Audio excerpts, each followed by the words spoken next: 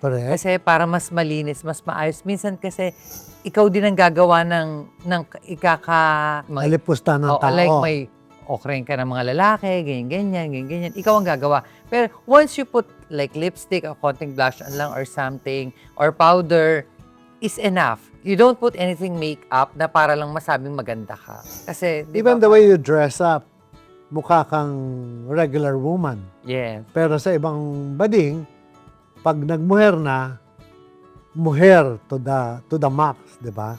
Which hindi naman dapat, Exactly. di ba?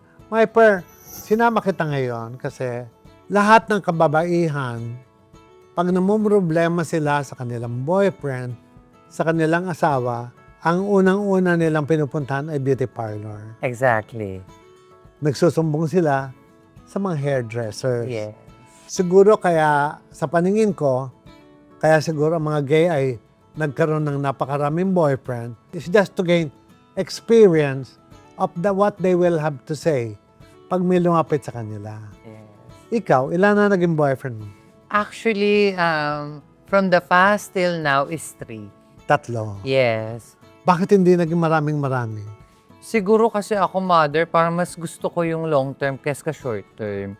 Kasi para sa akin po kasi hindi ko kailangan ng lalaking isang gabi, one night stand, or kumbaga ang habol natin is yung isang bagay. Ang habol ko kasi, mother, is yung companionship, kung pagsasama natin, pagkakakilanlan nyo sa isa't isa, who you are and what you are, tanggap ka. Kumbaga, relasyon. Yes, relasyon. Pero for me kasi, hindi ko pinapalakad is yung real talk natin, doon tayo sa totoo na is for money. For me, kasama. Pero para sa akin po talaga. Pero teka muna, kahit naman babae, nagbibigay din sa Exactly. lalaki. Minsan, di ba? Nag-aabot din, Kondo, di ba? kotse, Oo. iniiwan pa sila. Correct. Which is babae. Yun ang pag-usapan natin. Yes, I love that. Bakit may mga lalaking may karelasyon ng babae, pumupunta pa sa gay? Siguro, mother, for me, na ano ko yan, napagtanto ko yan na una kong naging boyfriend, which is 16 years. Meron siyang girlfriend, then ako. Siguro, hindi kasi involved. Nagkatuloyan sila ng girlfriend niya? Hindi. Mas kami yung nagkatuloy. Tumagal kayo na 16 Actually, ginawa ko pang friend yung ano niya, yung naging girlfriend niya. talaga? Every time birthday ko, every time may mga Okasyon? party, occasionally, ini-invite ko. Actually, hindi ako selosa.